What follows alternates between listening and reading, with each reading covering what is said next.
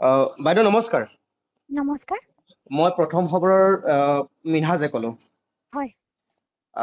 শেহতীয়াকৈ আপুনি আজিৰ দিনটোত এটা সিদ্ধান্ত ল'লে। 2023 চনৰ জুন মাহতে আপুনি অধ্যাপিকা পদত যোগদান কৰিছিল, কিন্তু আজিৰ দিনটোত আপুনি সেই চাকৰি ত্যাগ কৰিছে। হয়। কাৰণটো কি হ'ব পাৰে? মই যিহেতু আগতে সক্ৰিয় ৰাজনীতিত আছিলোঁ আৰু যোৱা ২.৫ বছৰ গোৱালপাৰা মহাবিদ্যালয়ত মোৰ অভিজ্ঞতা যথেষ্ট ভাল লগা। মই শিক্ষকতা কৰি যথেষ্ট ভাল পাওঁ। কিন্তু তথাপিও এটা বস্তু উপলব্ধি কৰিছিলোঁ যে চৰকাৰী চাকৰিৰ যিটো বাধ্যবাধকতা, সেই বাধ্যবাধকতাত আচলতে সমাজৰ কাৰণে মই যিদৰে কাম কৰিব বিচাৰোঁ সেইটো সম্ভৱপৰ হৈ উঠা নাই। গতিকে ৰাজনৈতিকভাৱেও মই কাম কাজ কৰিব বিচাৰোঁ। গতিকে সেইটো কাৰণে মই সিদ্ধান্তটো ল'লোঁ। শেহতীয়াকৈ আপুনি চৰকাৰী চাকৰিত যোগদান কৰাৰ পূৰ্বেই বিভিন্ন হয়। ধৰণে ৰাজনৈতিকভাৱে আপুনি সক্ৰিয় হৈ পৰিছিল। হয়। শেহতীয়াকৈ ৰাইজৰ দলৰ এগৰাকী বিশেষ দায়িত্বত থকা এগৰাকী নেত্ৰী আছিল আপুনি, কিন্তু হয়। চাকৰিত যোগদান কৰাৰ পিছৰে পৰা সেই ৰাজনৈতিক কামসমূহৰ পৰা আপুনি আঁতৰি থাকিব লগা হৈছিল। কিন্তু হয়। এই মুহূৰ্তত সমাগত বিধানসভা নিৰ্বাচন পৰিকল্পনা কেনেকুৱা? ৰাজনৈতিক পৰিকল্পনা আছে নিশ্চয়কৈ মোৰ। বাকী কিদৰে কেনেকৈ আগবাঢ়িম সেই বিষয়ে নিশ্চয়কৈ সময়ত মই ৰাইজক অৱগত কৰিম। ২৬ৰ নিৰ্বাচনত সক্ৰিয় অংশগ্ৰহণেই থাকিব, কিন্তু সেই ভূমিকা কেনে হ'ব সেয়াও মই পৰিকল্পনা চলি আছে। আলোচনা বিলোচনা কৰি ৰাইজক সময়ত নিশ্চয়কৈ জনাম। জাতীয়তাবাদী দললৈ আপুনি যাব নে ৰাষ্ট্ৰীয় দললৈ আপুনি যাব? আচলতে সাধাৰণতে এনেদৰে ইমান ছেফ এণ্ড ছিকিউৰ চাকৰি এটা এৰি ৰাজনীতিলৈ যাম বুলি ক'লে মানুহৰ মনত এনে এটা প্ৰশ্নই আহে। কাৰণ বেছি সংখ্যক মানুহেই এনে ছিকিউৰ্ড লাইফ এটাৰ পাছত সুবিধাবাদৰ স্থিতিতে থাকে। কিন্তু মই ৰাইজক সদায় প্ৰতিশ্ৰুতি দিছিলোঁ যে ৰাইজৰ সমস্যাবোৰৰ কথা, আকাংক্ষাবোৰৰ কথা মই কৈ যাম। গতিকে মই যি স্থিতিত আগতে আছিলোঁ, যেনেদৰে ৰাইজৰ সমস্যাবোৰৰ কথা কৈছিলোঁ, যি আদৰ্শত বিশ্বাস কৰি আগবাঢ়িছিলোঁ, মই ঠিক একেদৰেই অনাগত দিনতো আগবাঢ়ি যাব বিচাৰোঁ। গতিকে আশা কৰিছোঁ ৰাইজে এই যাত্ৰাত মোক আশীৰ্বাদ দিব। ৰাইজৰ দলৰ হৈ আপুনি কাম কৰিবলৈ বৰ্তমান মন? ৰাজনৈতিক সিদ্ধান্ত আজিৰ দিনটোত মই ৰাজনৈতিক সিদ্ধান্ত কেনেদৰে আগবাঢ়িম এই বিষয়ে আজিৰ দিনটোত মই কথা ক'ব খোজা নাই। কাৰণ আজিৰ দিনটো মই অধ্যাপকৰ পদৰ পৰা আচলতে পদত্যাগ কৰিছোঁ। আজিৰ দিনটো ছাত্ৰ ছাত্ৰীসকলৰ লগত পাৰ কৰিছোঁ। অনাগত দিনত এই বিষয়ে মই ভালদৰে ৰাইজক অৱগত কৰিম বুলি ভাবিছোঁ। আপুনি এই লোভনীয় চাকৰি, সকলোৱে বিচাৰে এনেধৰণৰ চাকৰি এটা পাবলৈ, আপুনি সেই হিচাপে হয়। পাইছিল। কিন্তু এই লোভনীয় চাকৰি ত্যাগ কৰাৰ তাৰ আঁৰৰ কাৰণ কেৱল মাত্ৰ ৰাজনৈতিক নে আন কিবা কাৰণ আছে?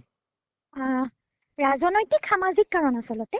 মই সমাজৰ বাবে যিদৰে কাম কাজ কৰিব বিচাৰোঁ, সমাজখনৰ সমস্যাবোৰৰ কথা যিদৰে ক'ব বিচাৰোঁ, যিখিনি সময় মোক লাগে সেই মই সম্পূৰ্ণৰূপে নিজক সমাজৰ বাবে উৎসৰ্গিত এটা জীৱন জীয়াই থাকিব বিচাৰোঁ আচলতে। সেইখিনি আচলতে চৰকাৰী চাকৰি এটাত যথেষ্ট সীমাবদ্ধতা থাকে। মই অধ্যাপনা কৰি ভাল পাওঁ যদিও সমাজক দিবৰ পৰাকৈ সময়টো হাতত নাথাকে।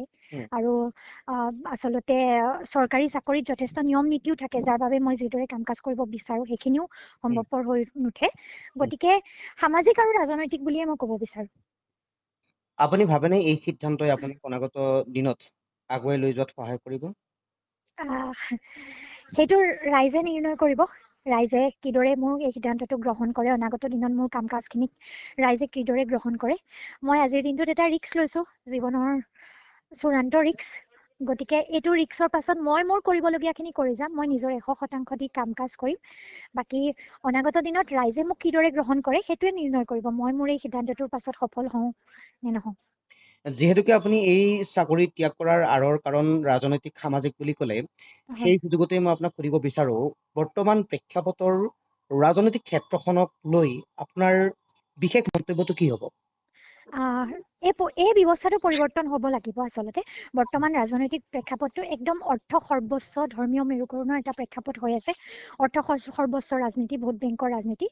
মই ইয়াৰ পৰিৱৰ্তে অন্য এটা ৰাজনৈতিক পৰিৱেশৰ কথাহে ক'ব বিচাৰো, উন্নতি প্ৰগতিৰ কথা, য'ত শিক্ষা, স্বাস্থ্য আৰু ইণ্ডাষ্ট্ৰিয়েলাইজেশ্যন আচলতে এনেধৰণৰ কথাবোৰে গুৰুত্ব পায়, য'ত আমাৰ সমাজৰ খেতিয়কসকলে হাহাকাৰ কৰিব লগা নহয়। আমাৰ জমেটত কাম কৰা ল'ৰাজনৰ পৰা, আমাৰ বিভিন্ন ব্লিংকিটত কাম কৰা ল'ৰাজনৰ পৰা আৰম্ভ কৰি উবেৰ অটো ৰিক্সা চালকজনৰ সমস্যাবোৰৰ কথাবোৰে প্ৰাধান্য পায়, খেতিয়কজনৰ কথা, শিক্ষিত প্ৰজন্মৰ কথা, উঠি অহা প্ৰজন্মটোৰ কথাবোৰে প্ৰাধান্য পায়, স্বাৱলম্বী হ'ব খোজা ছোৱালীবোৰৰ কথাবোৰে প্ৰাধান্য পায়। গতিকে এনেধৰণৰ আমাৰ জাতি জনগোষ্ঠীৰ সমস্যাবোৰৰ কেৱল তাক বিতৰ্কৰ ইছ্যু নবনাই যাতে সেই সমস্যাবোৰ প্ৰকৃত সমাধানৰ পথ উলিয়াব পৰা যায়, এনে কথাবোৰ আলোচনা হোৱা এটা ৰাজনৈতিক পৰিৱেশ মই বিচাৰো। নিশ্চয়কৈ এইখিনিৰ বিষয়ে মই সময়ত ৰাইজক ভালদৰে অৱগত কৰিম। আজিৰ দিনটো যিহেতু মই যথেষ্ট ব্যস্ত হৈ আছো, গতিকে সকলোখিনি কথা আজি মোক বুজাই ক'বলৈ অলপ সময় অভাৱ হৈছে। আপুনি মই আশা কৰিছো ৰাইজে মোৰ এই যাত্ৰাত আশীৰ্বাদ কৰিব। মই আৰু এটা প্ৰশ্ন আপোনাক সুধিব বিচাৰো, যিহেতু আপুনি ৰাজনৈতিক ক্ষেত্ৰখনৰ কথা ক'লে, ৰাষ্ট্ৰীয় ৰাজনৈতিক দলৰ বিপৰীতে অসমৰ ক্ষেত্ৰত আঞ্চলিক ৰাজনৈতিক দল, জাতীয়তাবাদৰ ধাৰাৰে বান্ধ খাই থকা সেই ৰাজনৈতিক দলসমূহৰ এই মুহূৰ্তত প্ৰাসংগিকতা আপুনি কেনেধৰণে বিশ্লেষণ কৰিব বিচাৰিব? অতি বেছি প্ৰাসংগিক। ৰাষ্ট্ৰৰ চকুত চকু থৈ যদি আমি আমাৰ অধিকাৰবোৰৰ কথা ক'ব নোৱাৰো, ৰাষ্ট্ৰৰ চকুত চকু থৈ যদি আমি আমাৰ প্ৰয়োজনীয় অধিকাৰবোৰ কাঢ়ি আনিব নোৱাৰো, আজৰি আনিব নোৱাৰো, তেতিয়াহ'লে এদিন আমি আচলতে সকলো হেৰুৱাম। আজিৰ দিনটোত বেছি সংখ্যক ৰাজনৈতিক নেতাই আমি দেখো যে ৰাষ্ট্ৰৰ হাতত নচা পুতলা হৈ থাকে। তেওঁলোকে নিজৰ অধিকাৰবোৰৰ কথা ক'ব নোৱাৰে, কেৱল সুবিধাবাদৰ নামত, নিজৰ চকীখন দখল কৰাৰ নামতেই তেওঁলোক আচলতে মৌনতা অৱলম্বন কৰে। তেনে এটা ৰাজনৈতিক পৰিৱেশৰ বিপৰীতে মই বিচাৰো যে লোকসভা, বিধানসভাত অসমৰ মানুহে গৈ সাজোৰে, লোকসভাত গৈ আমাৰ বিধানসভাত সাজোৰে অসমৰ সমস্যাবোৰৰ কথা উত্থাপন কৰিব পৰা নেতাসকলেহে ৰাজনৈতিক ক্ষেত্ৰত স্থান দখল কৰিলে আমাৰ বেছি জাতিটোৰ লাভ হ'ব। 26ত আপুনি কি মই দেখে? 26ৰ ৰাজনৈতিক প্ৰেক্ষাপটত মোৰ ভূমিকা কেনেকুৱা হ'ব, কি হ'ব, এইখিনি বিষয়ে নিশ্চয়কৈ আমি ইয়াত পাছত আলোচনা কৰিম। মই জনাইছোৱে যে যথেষ্ট কাম কাজৰ মাজত মই থাকিব লগা হৈছে, গতিকে 26ৰ নিৰ্বাচনৰ প্ৰসংগত কি কৰিব লাগে, কেনেদৰে আগবাঢ়িব লাগে, এই বিষয়েও মই ৰাইজক জনাম। আৰু 26ৰ নিৰ্বাচনটোত কোনবোৰ কথা গুৰুত্ব পোৱা উচিত, এই বিষয়ে মই নিশ্চয়কৈ অৱগত কৰিম বা আলোচনা কৰিম। বৰ্তমান আজি খালি মোৰ কাৰণে অলপ সময়ৰ অসুবিধা হৈ আছে এইখিনি কথা ক'বৰ কাৰণে।